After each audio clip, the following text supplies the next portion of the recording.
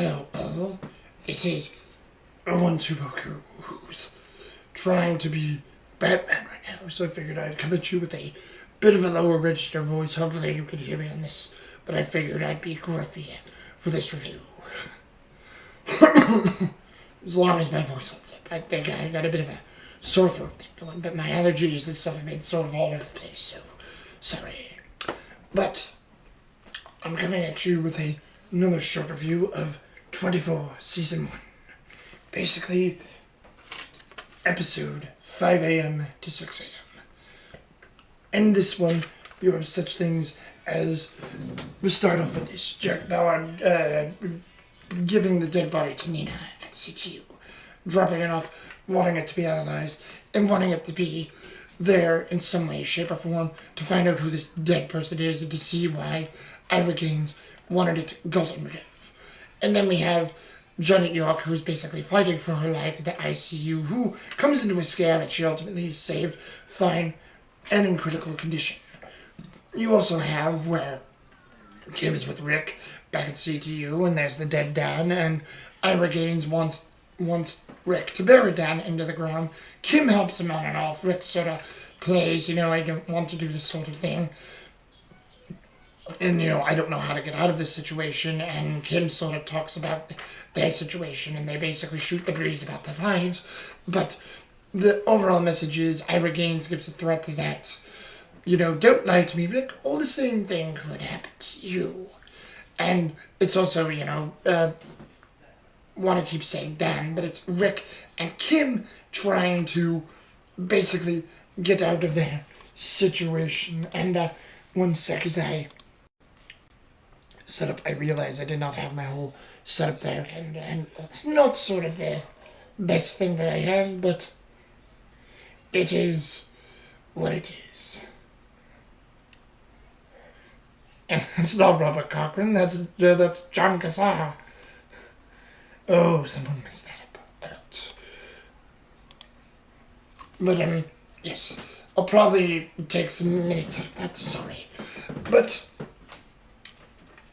basically, you have them, wanting a way to figure out how to get out of there.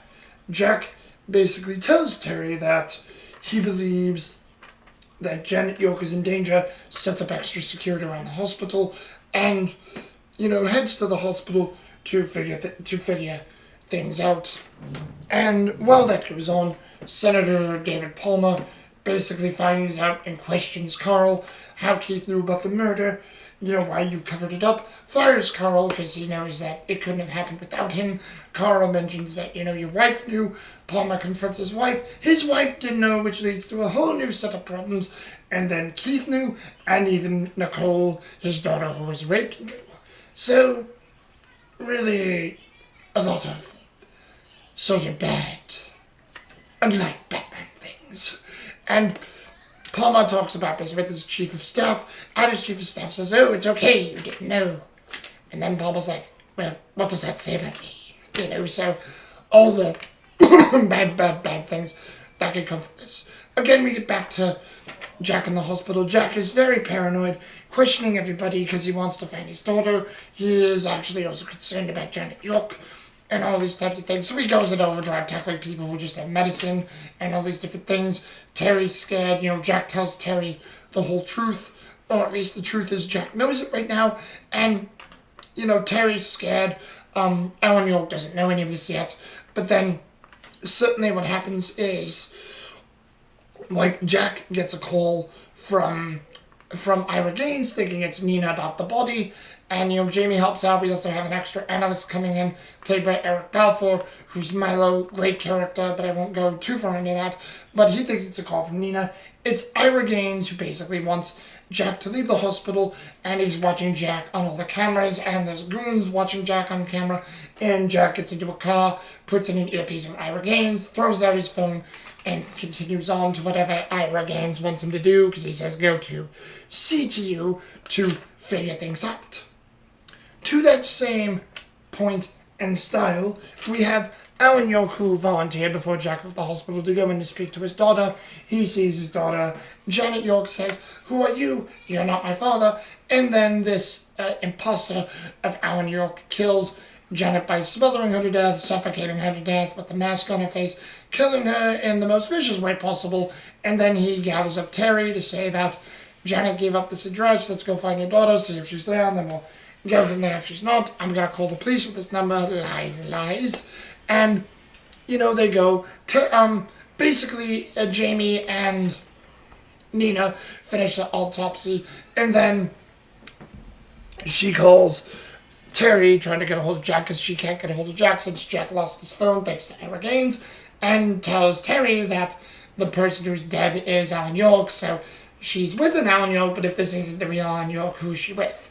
So all the colors of the rainbow. And it gets more and more intense. Now again, I wanted to bring this up because I do love giving favorite actors, of course. Kiefer Sutherland, Jack Bauer, great performance.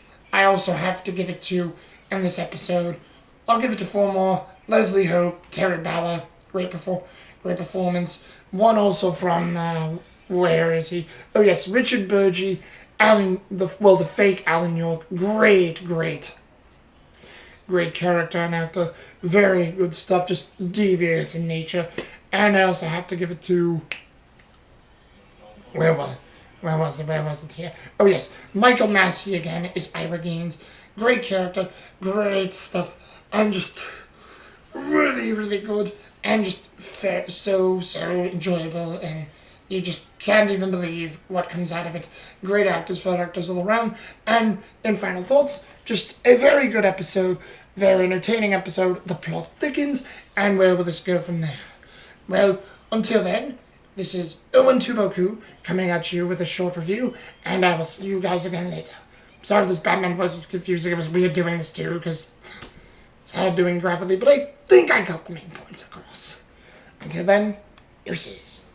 I'm not Batman.